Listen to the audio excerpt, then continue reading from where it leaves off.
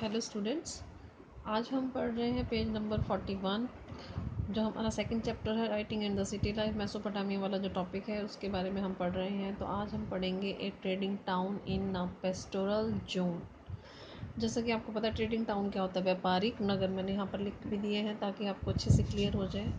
और pastoral zone क्या होता है? पशु चारक, पशुओं को चराने वाला, जहाँ पर पशु चरते थे वो वाला जोन या क्षेत्र, पशु चारक क्षेत्र।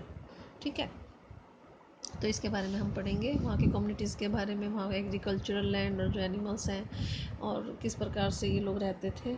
ठीक है, तो अब यहाँ पर जो सबसे पहले स्टार्टिंग में बात की गई है वो क्या बात की गई है? आफ्टर 2000 BCE, 2000 BCE के बाद द रॉयल कैपिटल ऑफ मारी फ्लोरिश। जो मारी जगह का नाम है, रॉयल कैपिटल जो थी उसका नाम था मारी। कब कब फ्लोरिश हुई? 2000 BCE के बाद। यू विल हैव नोटिस्ड, तुम नोटिस करोगे मैप 2 के अंदर, that the Mari stands not on the southern plain with the highly productive agriculture but much further upstream of the अफरेट।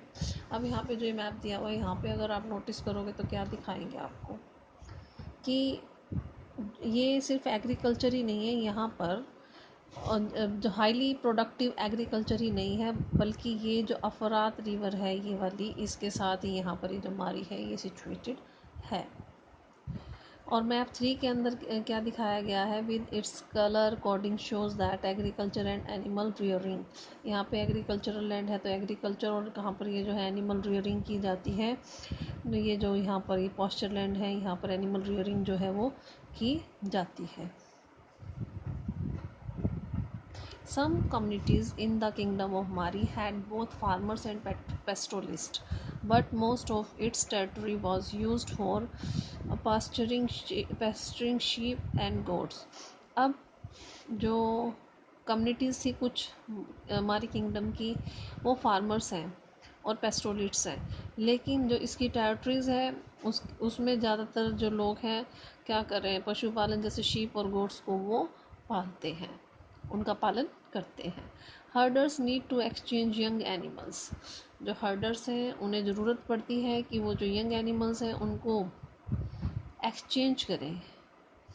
Cheese, leather and meat return for grain, मतलब grain लेने के लिए animals का cheese, leather, meat या young animals जो हैं उनको ये एक्सचेंज करते थे ग्रेन के बदले, मेटल्स के बदले, टूल्स के बदले, दूसरी जो भी चीज़ें इनकी ज़रूरत होती थी उनके बदले। क्योंकि हर्डर क्या करते थे? वो एग्रीकल्चर का काम नहीं करते थे, उनके पास तो एनिमल्स होते थे। ठीक है, तो एनिमल्स हो गए, चीज़ हो गए, लेदर, मीट ही उनके पास होता था, उसके बदले वो ग्रेन, मेटल्स और टूल्स जो था या दूसरी चीज़ें लिया करते थे।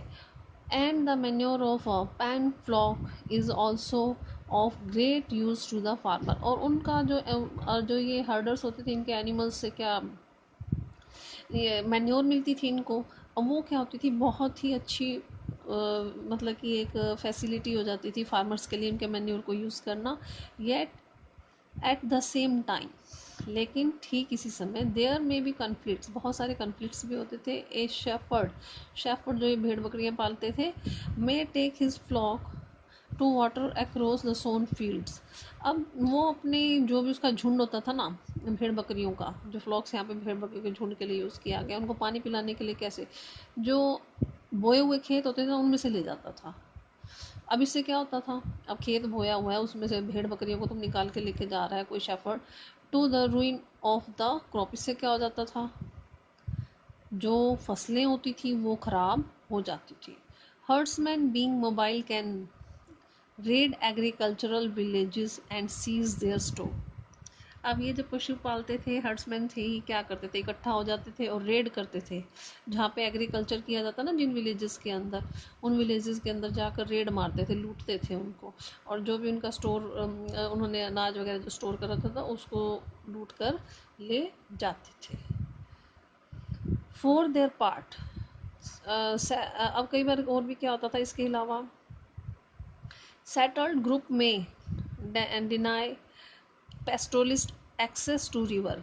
अब वो लोग भी क्या करते थे, जो सेटल्ड थे, एक ही जगह रहते थे, कि जो रास्ता जाता था रिवर्स तक या कैनाल्स तक पानी पीने के लिए, इन्होंने एनिमल्स को लेके जाना होता, तो ये लोग रास्ता ही नहीं देते थे उनको, जब वो ताकतवर हो जाते थे, सेटल्ड ग्रुप जब हो जाता, तो इस प्रकार से क्या था, इनके बीच में लड़ाइयाँ जो थी वो चलती रहती थी। थ्रो मेसोपोटामियन हिस्ट्री के द्वारा nomadic communities of western desert filtered into the prosperous agricultural heartland. जो मेसोपोटामियन हिस्ट्री क्या बताती है कि नोमैडिक कम्युनिटीज़ जो थी वेस्टर्न डेजर्ट एरिया के अंदर, वो उसके अंदर क्या था, प्रोस्परस एग्रीकल्चरल लैंड थी, मतलब हार्ट था एग्रीकल्चर का वो वेस्टर्न डेजर्ट जो था। Shepherd would bring their flock into the sown area in the summer, जहाँ पर बोया जाता था ना, जिस एरिया को, वहाँ पर जो शेफर्ड थे अपने एनिमल्स को, अपने भेड़ बकरियों को लेकर समर के अंदर आते थे। Such groups would come in as herders, ये हर्डर्स के तौर पर आते थे। हर्डर्स कौन होते हैं, चीज़ें जैसे जो भी प्रकृति से मिलती हैं, मेडिसन्स या जड़ी बूटियाँ या शहद वगैरह इकट्ठा करने वाले, कई चीज़ें जो भी होता है जंगलों से मिलती हैं। हार्वेस्ट लेबर, जो हार्वेस्ट लेबर के तौर पर ये आते थे, या हार्ड सोल्जर के तौर पर आते थे। और फिर क्या होता था, ओकेजनली बिकम प्रोस्परस, और कभी कभी ये क्या आ जाते थे, अमीर हो जाते थे, एंड सेटल डाउन, और वहीं पर आकर ये फिर बस जाते थे। ठीक है। If you gain the power to establish their own rule, और कई तो क्या होते थे, अपनी पावर इतनी बढ़ा लेते थे कि अपना ही रूल वहाँ पर उस एरिया में करने लग जाते थे। अब दीज इंक्लूडेड द, अब इनके अंदर ऐसे कौन से थे ये लोग, कौन से थे ये हर्डर्स, अकाडियंस, एमोरिटीज़, असीरियन, अर्मानियंस, ये ग्रुप बताए हैं जिन्होंने इसी प्रकार से सत्ता हासिल की थी, वहाँ पर राजा बने थे ये लोग। द किंग ऑफ मारी वर एमोरिटीज़, अब जो राजा था वो किस, कौन सी उसका था, एमोरिटीज़ ग्रुप का था। Whose dress differed from that of the original inhabitant, जो वहाँ के ओरिजिनल इनहेबिटेंट थे ना, जो मूल नागरिक थे वहाँ के, उससे उसकी ड्रेस क्या होती थी, डिफरेंट होती थी राजा की dress. And who respected not only the gods of Mesopotamia, वो सिर्फ जो मेसोपोटामिया का गॉड होता था सिर्फ उसका आदर ही नहीं करता था, but also raised a temple at Mari for Dagan god of the steppe, और बल्कि वहाँ पर मारी के अंदर जो वहाँ का गॉड होता था, कौन होता था, डैगन। डैगन को गॉड किसका कहा गया, गॉड ऑफ स्टेपी, घास के मैदान का गॉड किसको कहा गया, डैगन को। तो उसके भी उसने मंदिर वहाँ पर बनवाए हैं, डैगन गॉड के। Mesopotamian society and culture were thus open to different people and culture, and the vitality of the civilization was perhaps due to the intermixture।